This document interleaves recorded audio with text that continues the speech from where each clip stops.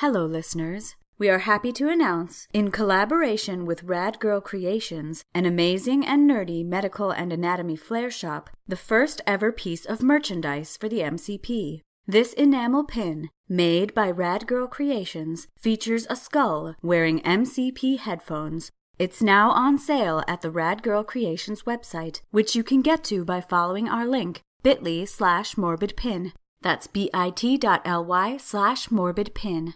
Being as the MCP is quite a small operation, we've only done a limited run of 150 pins, so make sure to get yours while supplies last.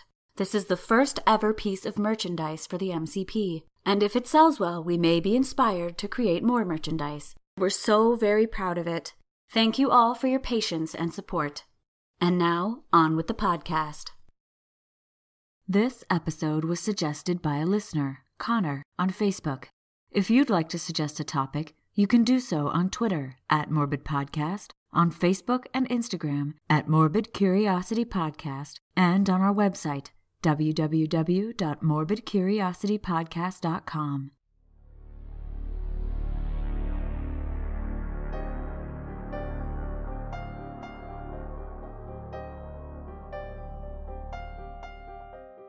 Humans are fascinated by gore and violence, but even more so, the mysterious and unsolved.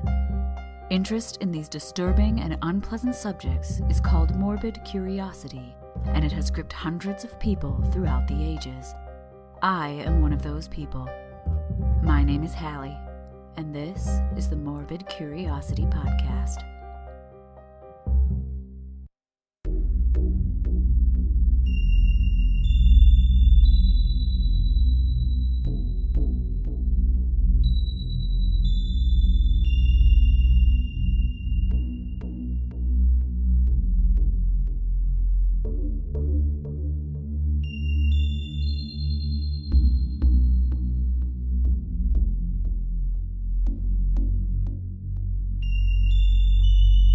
During World War II, which officially occurred between 1939 and 1945, espionage and clandestine research were the bread and butter of both the Axis and the Allied powers.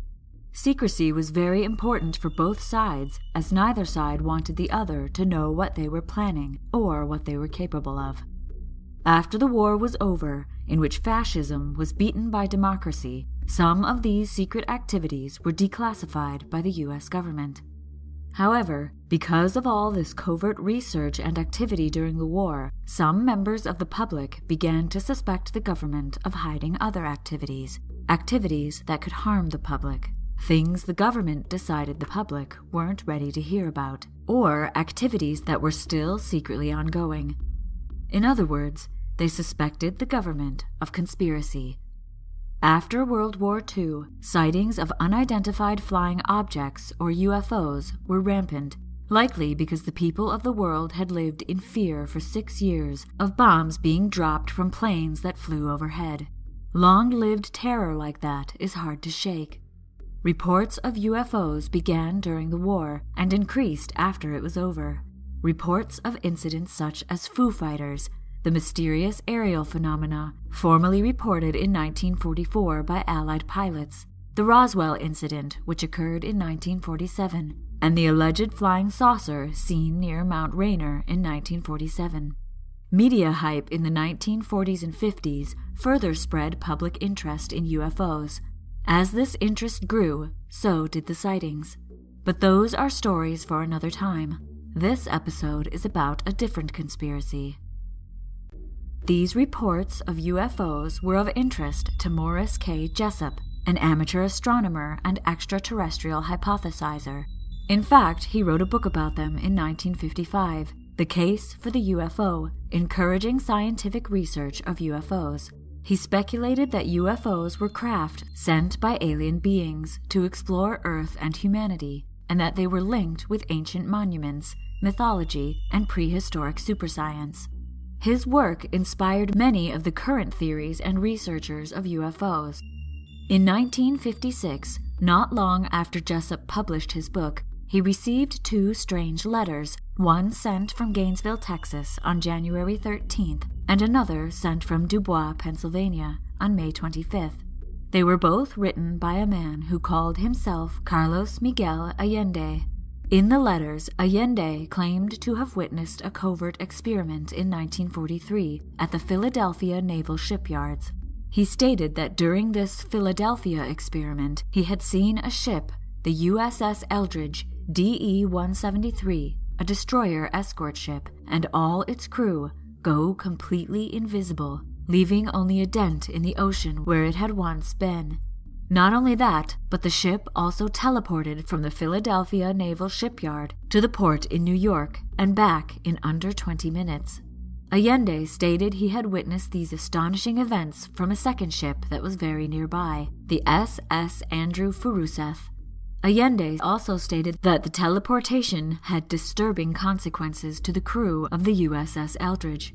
He stated that many of the crew came back nauseated, some went insane, and some didn't come back at all.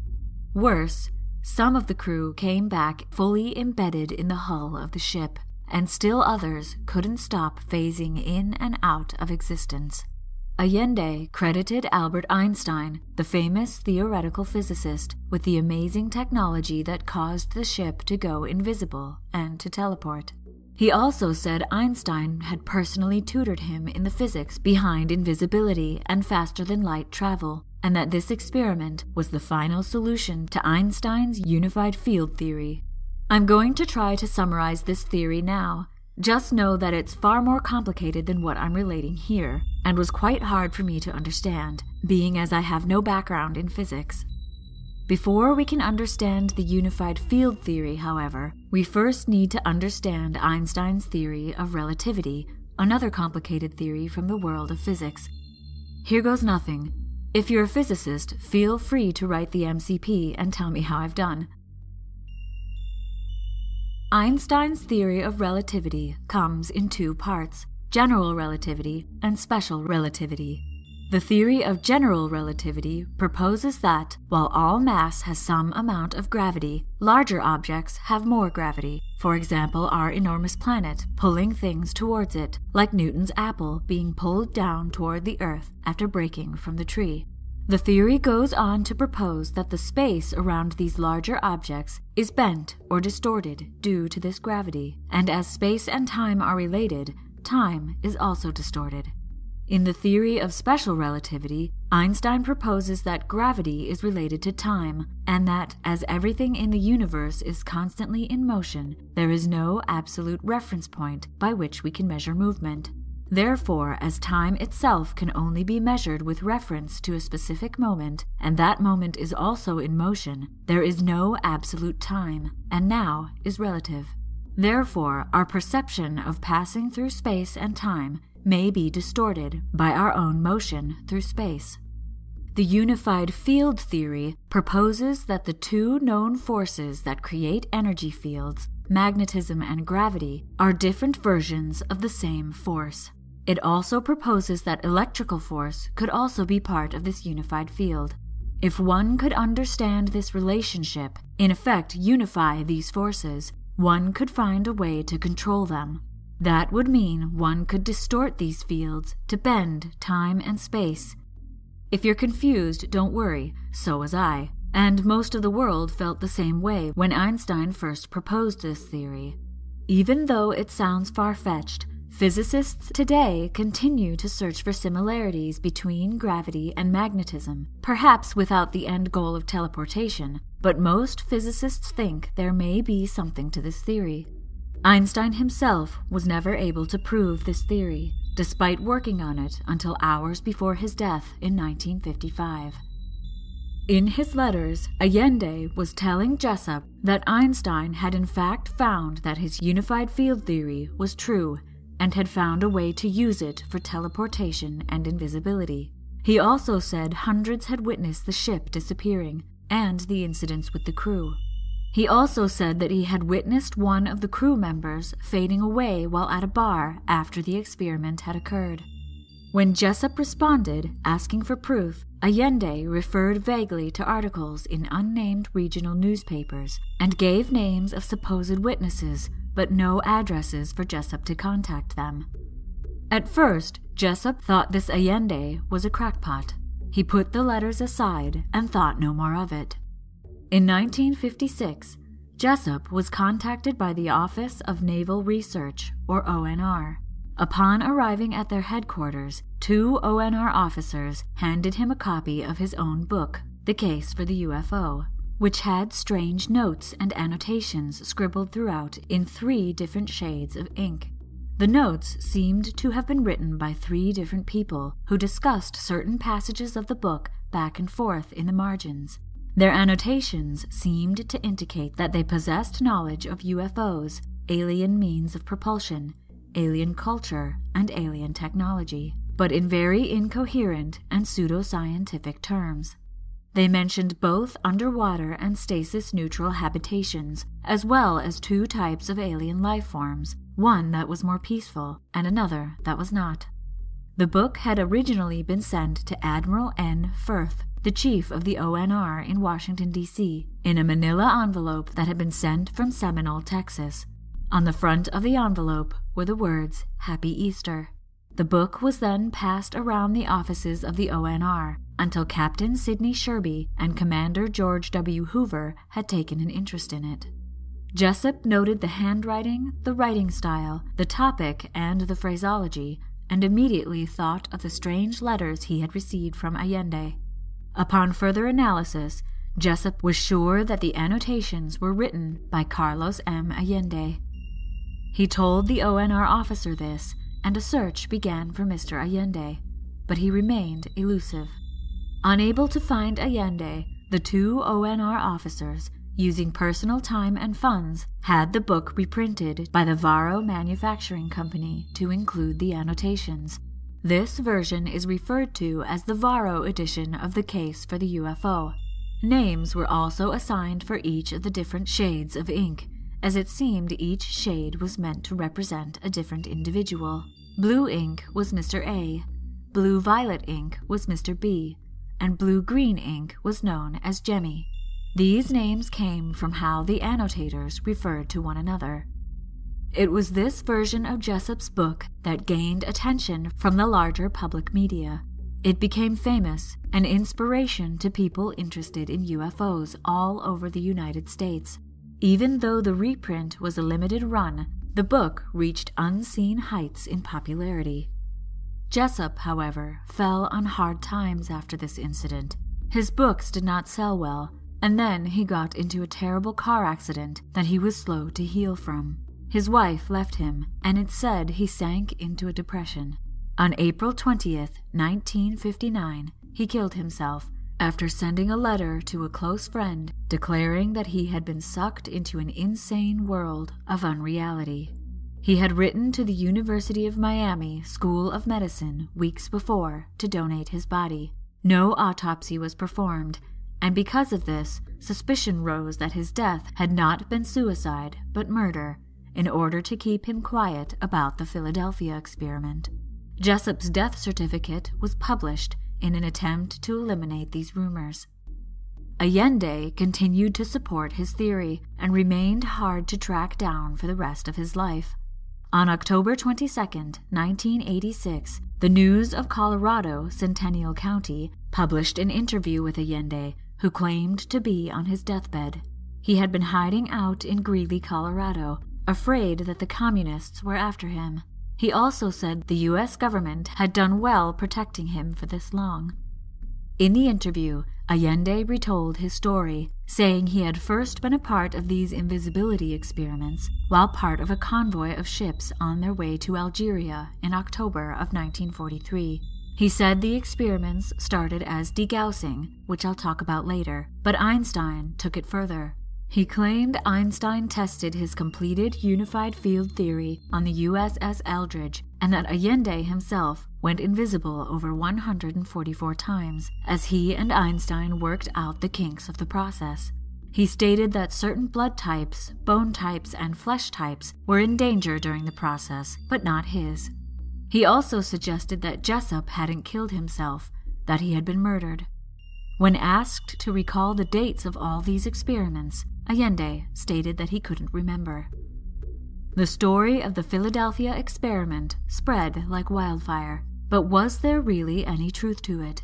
Did something strange occur in the Philadelphia naval shipyards in October of 1943?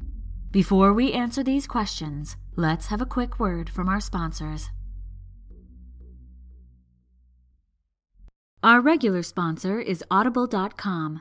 Audible can provide you with interesting and engaging audiobooks. In fact, there are over 180,000 of them to choose from, which you can listen to on your iPhone, Android, Kindle, or other MP3 players. MCP listeners can get a free audiobook download and a 30-day free trial of Audible.com by going to www.audibletrial.com/MCP. You can also find this link on our Facebook page and website. If you sign up for the free trial, you get a free audiobook that is yours to keep, even if you cancel the service as soon as you finish downloading it. And the MCP gets the funding it needs to keep bringing morbid history to your ears. So go get your free audiobook on us. Our other sponsor is ThinkGeek, the premier retailer for the global geek community. Express your love of all that is geeky and nerdy with clever t-shirts and other unique apparel, home and office decor, electronics, collectibles, and more. ThinkGeek has great gifts whether you're into science or science fiction, and many of the items on their website you won't find anywhere else. Just follow our link, bit.ly/morbidgeek, to search their massive collection. That's bit.ly/morbidgeek to get your geek on. Lastly, if you like this podcast, why not sponsor the MCP yourself by becoming a patron on Patreon? There are several tiers of patronage, the lowest being $1 an episode. With that dollar, you become eligible for several rewards, such as access to our patron-only feed and being entered in a monthly raffle. When you become a patron, it helps us keep this show going. If more people become patrons, we may even be able to eliminate the need for sponsors. That means no break in the middle of the show. If you'd like to become a patron, go to bit.ly/morbidpatron. That's bit.ly/morbidpatron, and you'll be directed to our Patreon page, where you can choose your rewards. You'll have our eternal gratitude. And now, back to the podcast.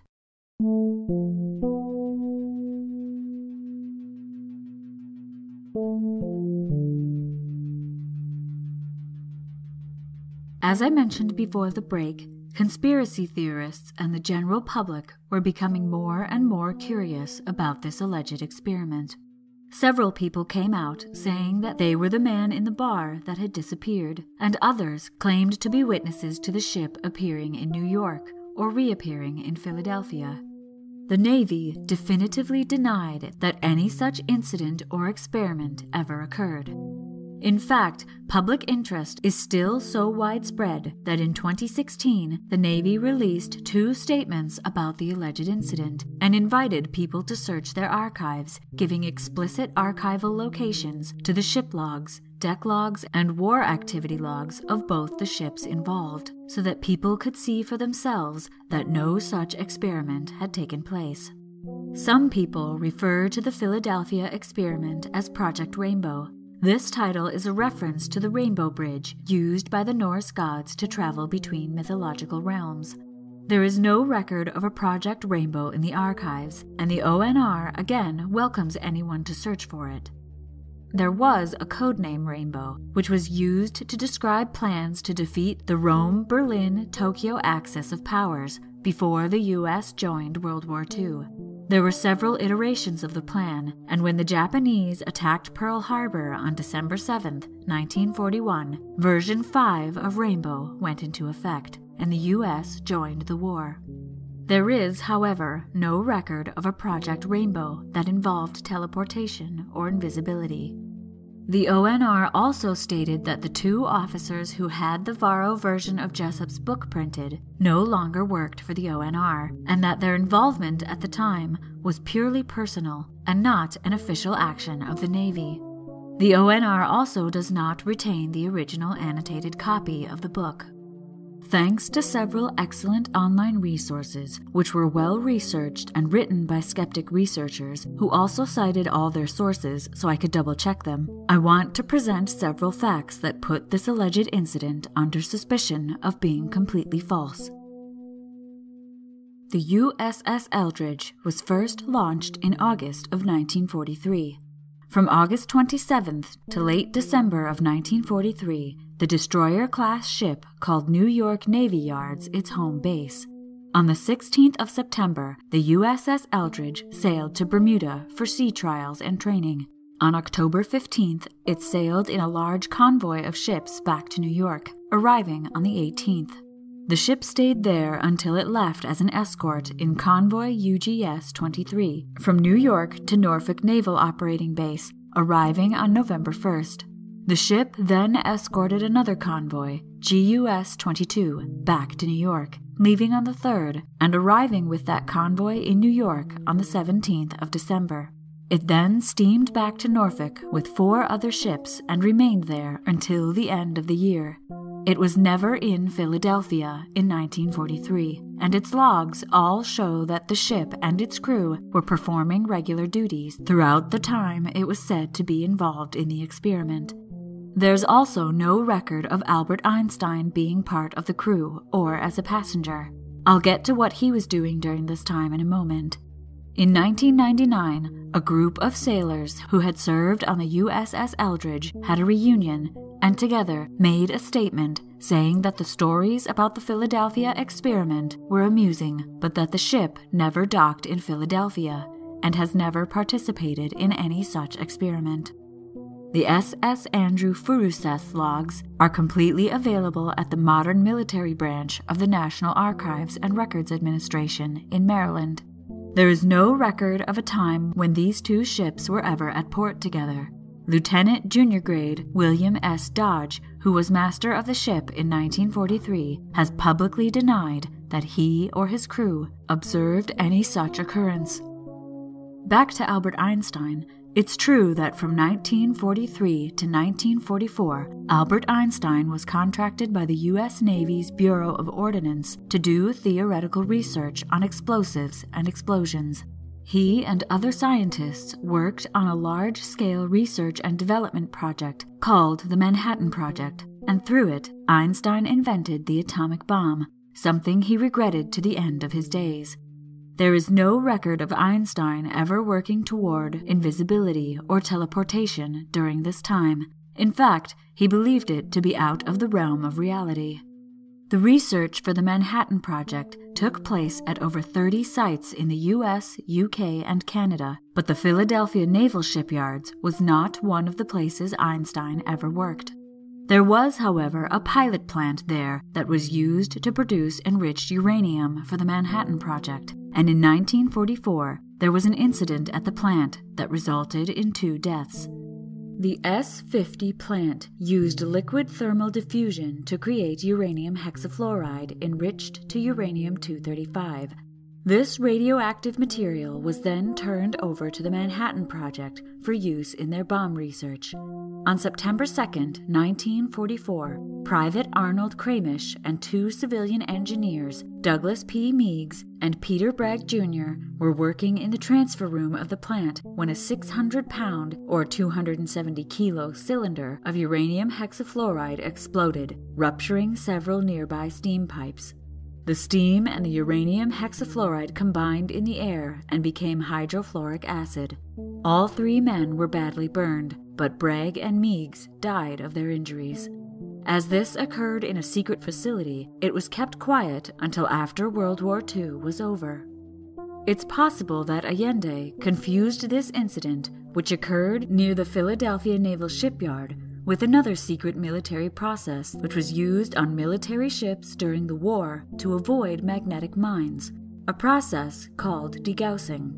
Degaussing is a process by which a system of electrical cables that runs along the hull of a ship is used to cancel out the ship's own magnetic field. This makes the ship undetectable to the sensors of the magnetic mines that had been placed in certain areas of the sea by the Nazis.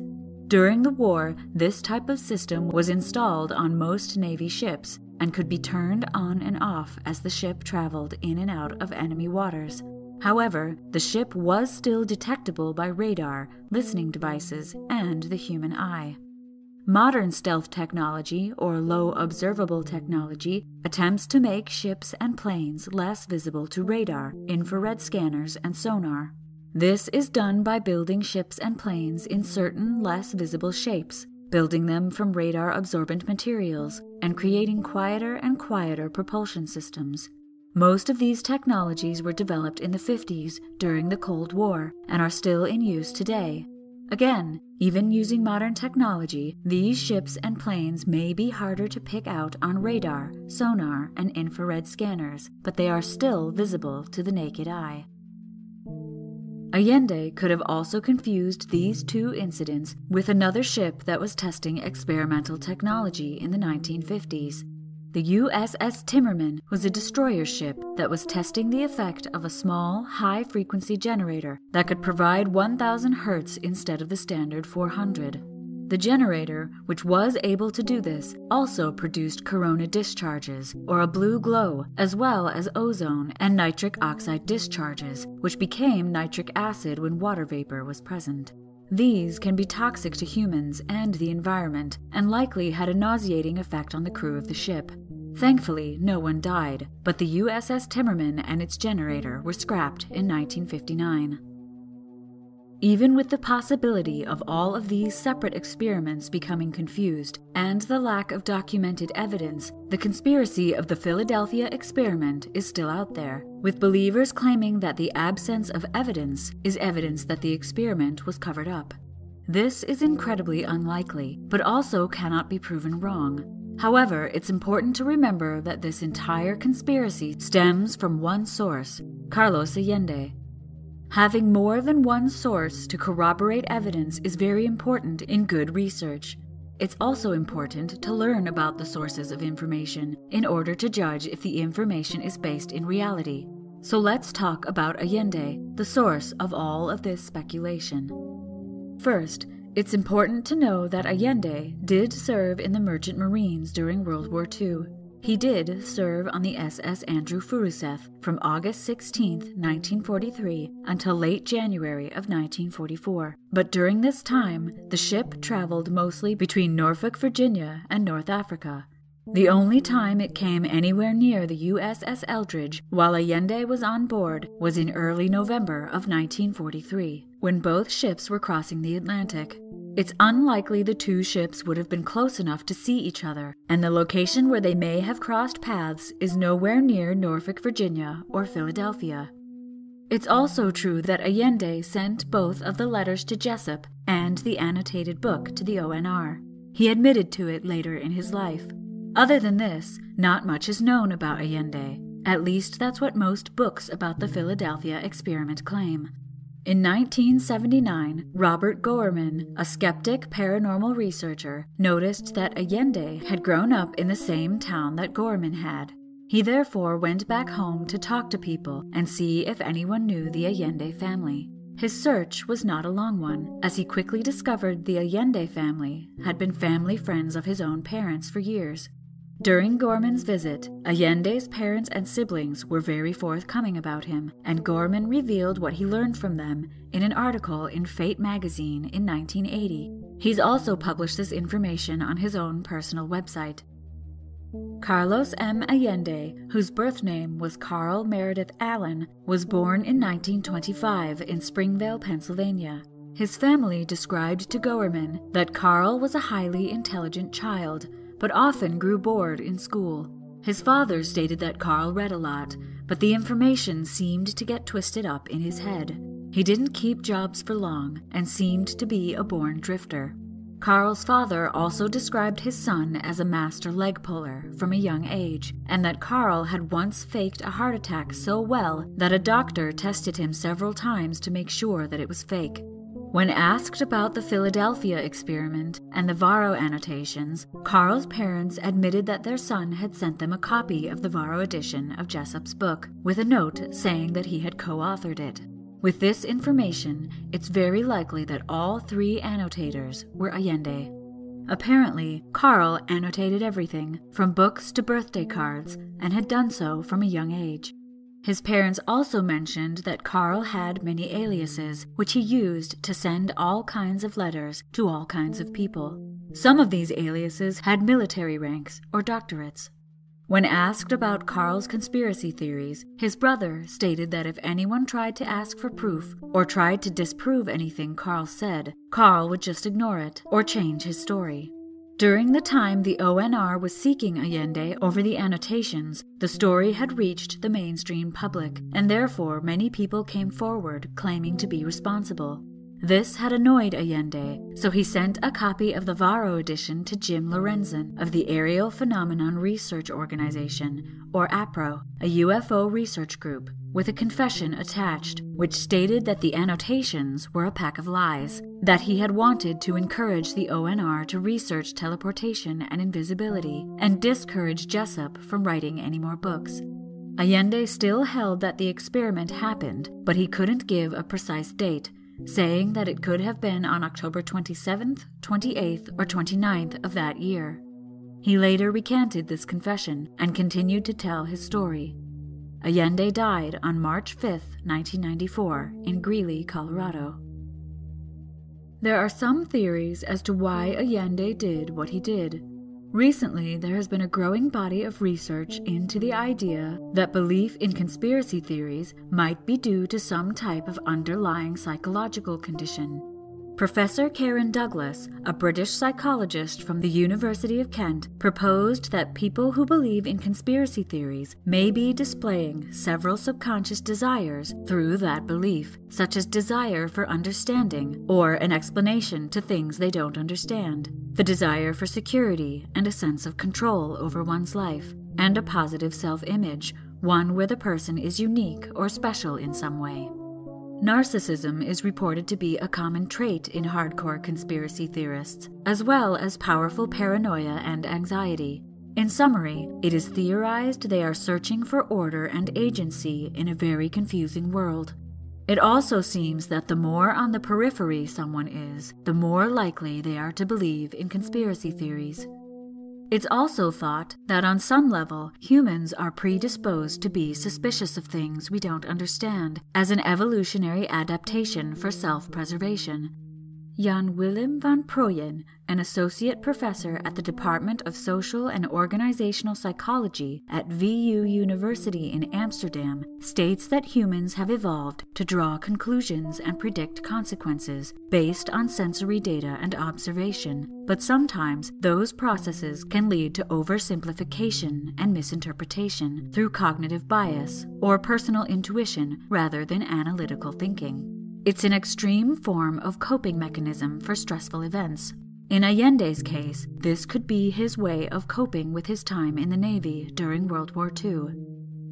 Whether Allende was suffering from a psychological condition or not, it's quite a feat that the words of one man birthed a conspiracy theory that has circulated for years afterwards. What's more astonishing is out of the many people who have been captivated enough by the story to write about it, hardly any have done what Gorman did, which was dig deeper into Allende's past, go to the ONR archives and actually look at the records, and find other events that could have become confused and misinterpreted to form this conspiracy theory. There are, however, still several unanswered questions, which may be why the debate over the truth of this experiment still exists. The first is, why did the ONR summon Jessup to look at the annotations? Why did they take such an interest in something so out of their jurisdiction? Gorman believes that the two ONR men took a personal interest in the annotations.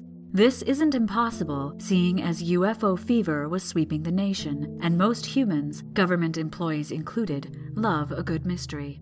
Gorman also suggested that the two men may have just been doing their job, following up on every lead, no matter how strange or far-fetched. It's also not unlikely that some of the wartime activities of the different branches of the military were still classified at this time. Perhaps the ONR was checking to see if the annotations really referred to a classified experiment, and whether or not they needed to worry about an information leak. Another question that still gets asked is why there was no autopsy on Jessup.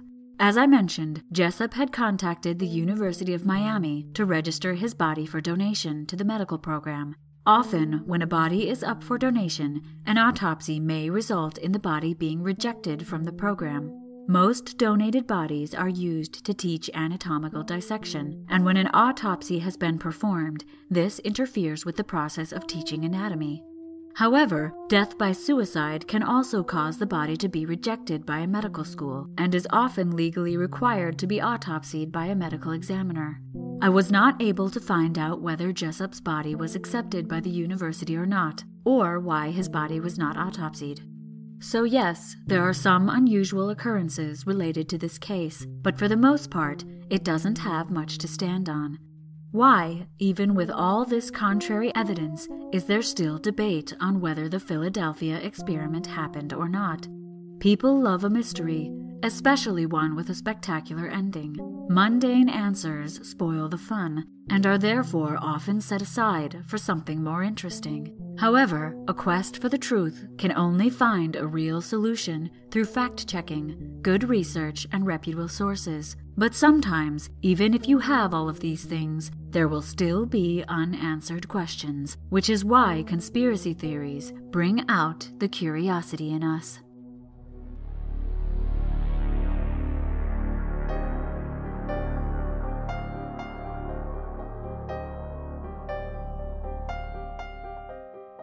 The Morbid Curiosity podcast was produced by H. Lloyd. If you'd like to get in touch or suggest a morbid topic for me to talk about, you can tweet the show @MorbidPodcast or find us on Facebook and Instagram @Morbid Curiosity Podcast.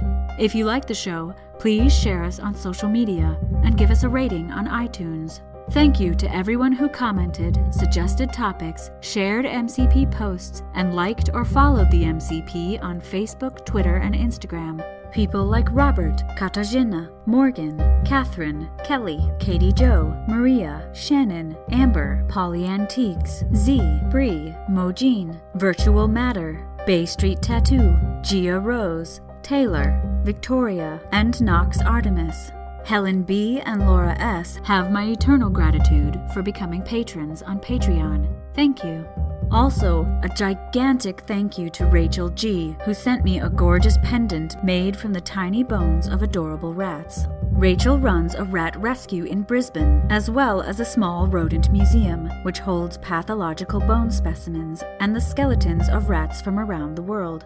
Thank you so much, Rachel, for the necklace and the work you do for humanity's most constant companion, the rat.